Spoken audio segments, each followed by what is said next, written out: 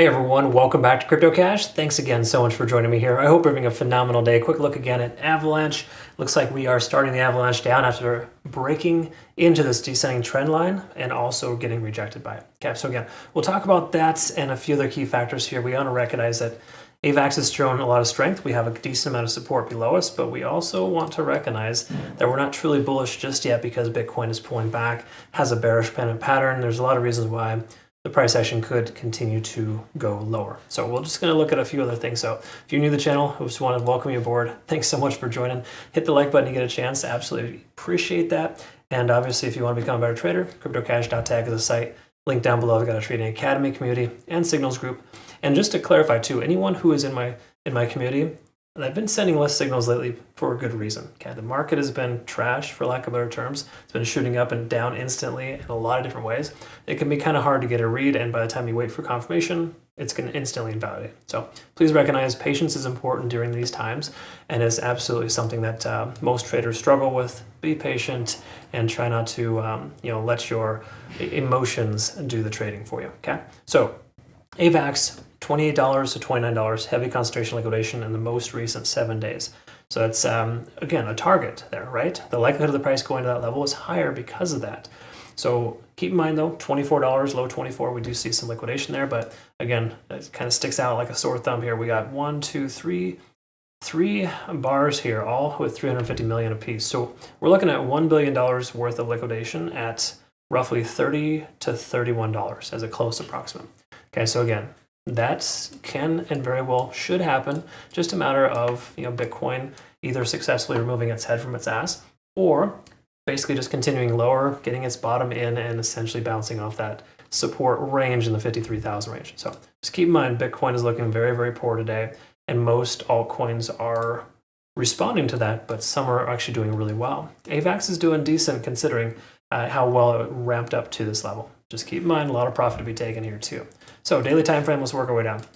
See what's going on. No more presumptions. Let's go ahead and stick to the facts here. If we take a look at the daily, we can kind of see that we're tentatively rejecting out here by the 20-day SMA. Okay, so getting above the 20-day SMA to me on the daily time frame is a very important factor.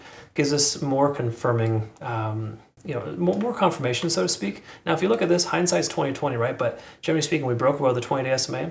It only said it gave us 2 days to invalidate. The price just dropped hard. Okay. That was Bitcoin mostly, but generally speaking, being over the 20-day SMA is important. We're so far not good in that sense. And the reason why the 20-day SMA is important is because it just kind of helps us understand we're over a certain descending type of trend. All right, so right now, we're not in great shape, but also mostly good compared to most other things. We're in that nice support range. I'll talk about that in a minute. Stochastic swinging up, RSI under 50. A lot of coins are doing this right now. Really nothing abnormal in the daily.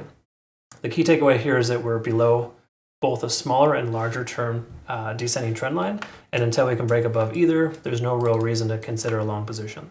Keep in mind, we have a very, very large descending trend line all the way from $65. Okay, we're literally a third of that price here 3 months later, and we haven't broken above that descending trend yet.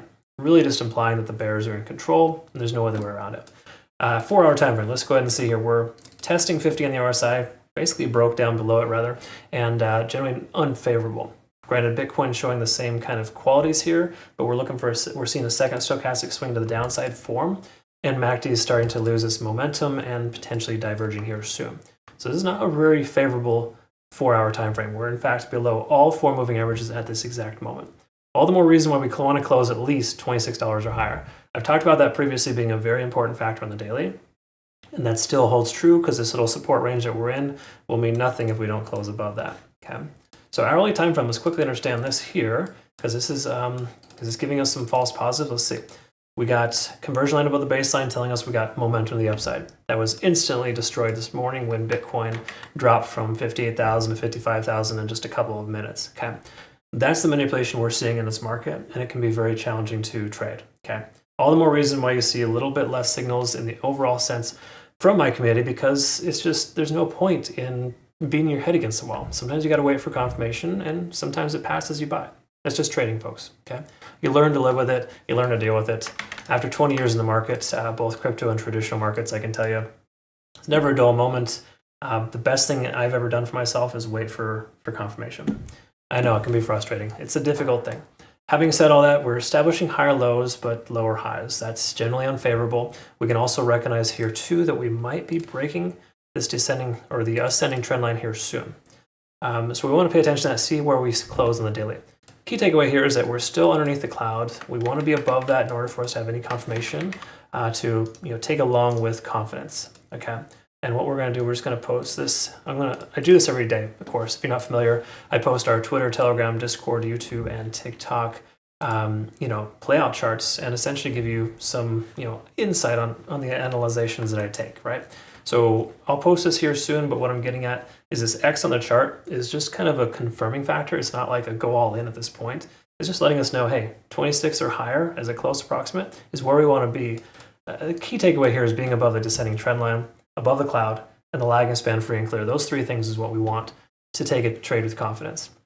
Even when that happens and we take a trade with confidence, it can still go wrong. You got to recognize that. But it's an increased odds of success when that happens. We want to look for trades that provide us with that. That's basically why I analyzed 10 to 15 coins a day, and I might find one or two every other day. Literally, the market's been crap lately, and it can be very difficult to find good trades. A lot of it's based on just key support and resistance levels, honestly. So that's why it's important to recognize that. I will, again, update our playout chart here and post that here shortly. But just so you know, we're basically rejecting off that 0.618 fib level. All the more reason why closure at 27 or higher would give us some confidence to go long. Okay. Between now and then, be patient. Try not to force trade. And if you want to, trade on the best exchange possible, check it out. BitUnix, link down below. Awesome rewards. Use my link to register. No KYC or VPN required. They've been phenomenal to us. They just enabled hedge mode too, which allows you to take longs and shorts concurrently. All right, folks. I appreciate your time. Look forward to seeing the next one. Have a great rest of the day. Thanks again. We'll see you soon.